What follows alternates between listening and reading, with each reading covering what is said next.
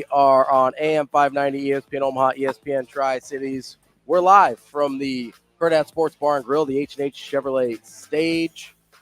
And we are brought to you by our friends at Pratt Dental in North Platte, Nebraska. Dr. Pratt is the first dentist in Nebraska that is certified in the BioClear method and modern smile design, which can correct many aesthetic dilemmas in a permanent and less invasive manner than traditional treatments such as crowns. BioClear method and modern smile design are less invasive. They take less time, less waiting, and require fewer important appointments, and you can get multiple restorations done in the same day. If you want to learn more, call Pratt Dental at 308-221-2800. I wanted to get to I call it a postmortem for lack of a better term. Nebraska's football season is dead, and now it's time to cut it open and see what's wrong with it, right? But not just what's wrong with it. I'm not just a negative Nancy out, as it were. Because life was good for a while. Life was good for a while. It's not like nothing went right for Nebraska this year. So let's start with the positive, okay? I bet yours is the exact same as mine. I think it's the same for everybody, but I want to start there anyway. What went right for Nebraska this year? Let's say it on 3. 1, 2, 3. The defense. Well, see, there we go. We got different ones. It was defense. I think you're right. You're fair on culture, right? Mm-hmm. I think that is 2 things. Yeah. So 2 things went right. Look at that. We're halfway there. And Shane said, "What'd you say, Shane?" I said Omar Brown. Yeah, that's what I thought. Omar hit Stick Brown.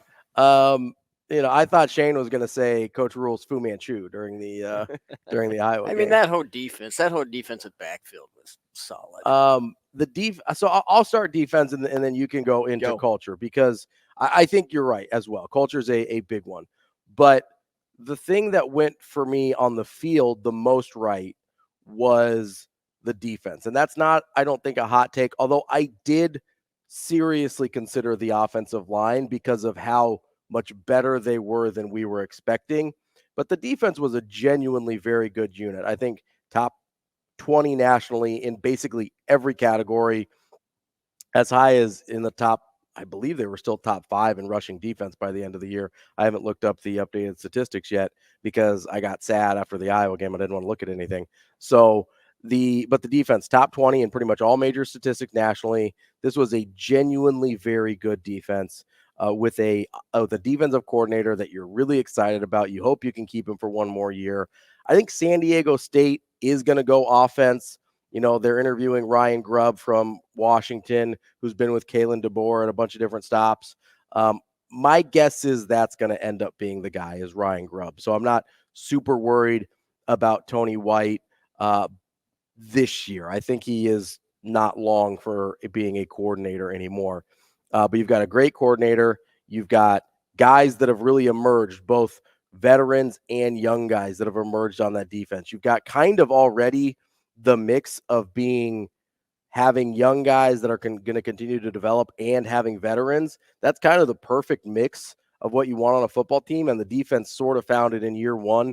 And it seems like it'll continue throughout the next couple years as well. And it was really nice to have a unit on the football field that you could feel good about pretty much every single game. Outside of the Michigan game, obviously, which is an outlier. I kind of just tossed that one to the side because it's Michigan. And then the Colorado game where the dam broke about halfway through the third quarter. This defense was consistent and great all year long. I think you have to be happy at the very least with how the defense played. And that has a lot to do with the foundation and the culture that was set right away when this new staff took over.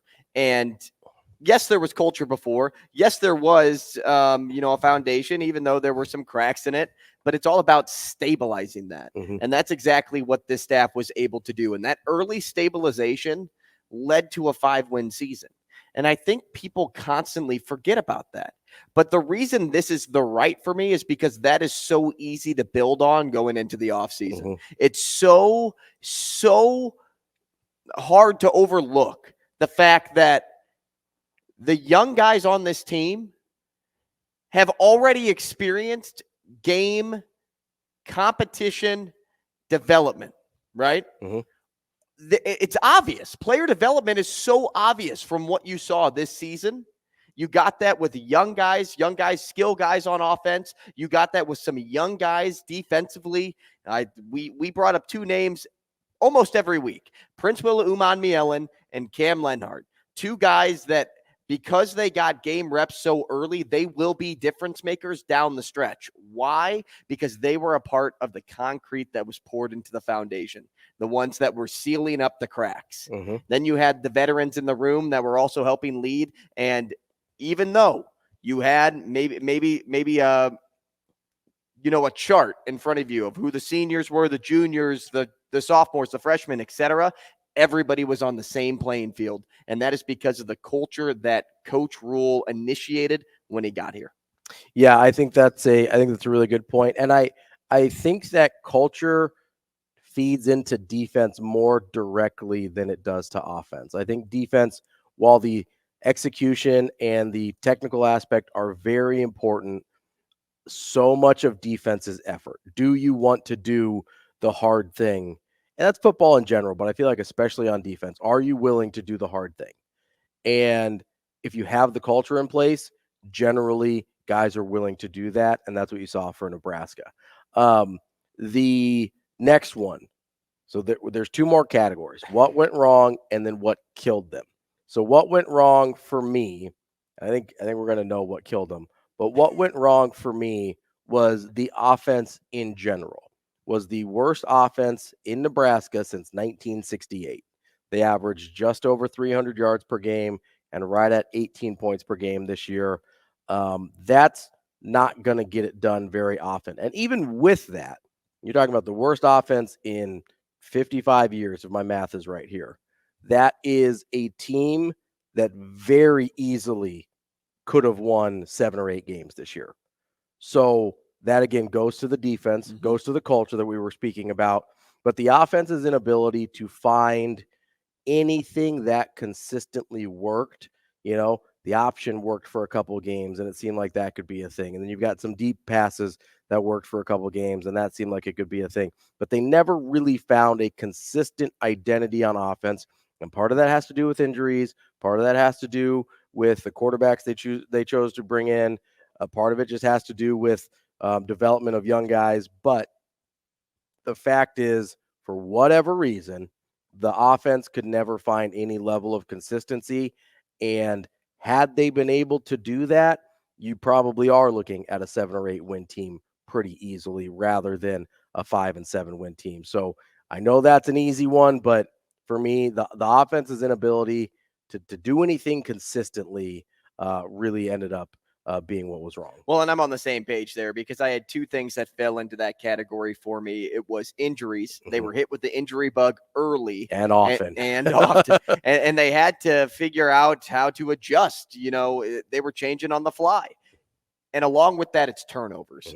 Turning the football over was the biggest problem for this team. Now, I'm sure that could also fall into what killed them, and you may lead into that. I have like an alternate to that, which is why I have this into the what went wrong category. And the reason is, you can't expect to turn the football over 4 times in a game and expect to win. You just can't. You can't even get close in the turnover margin and still turn the ball over 3 times and expect to win games. And the fact of the matter is the turnovers weren't in the second quarter. They were costly turnovers.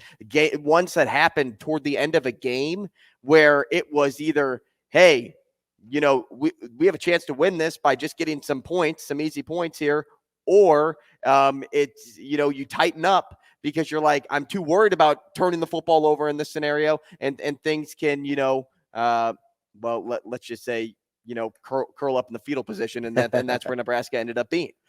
So those two things were what went wrong for me and what killed them. Not having a gamer, man.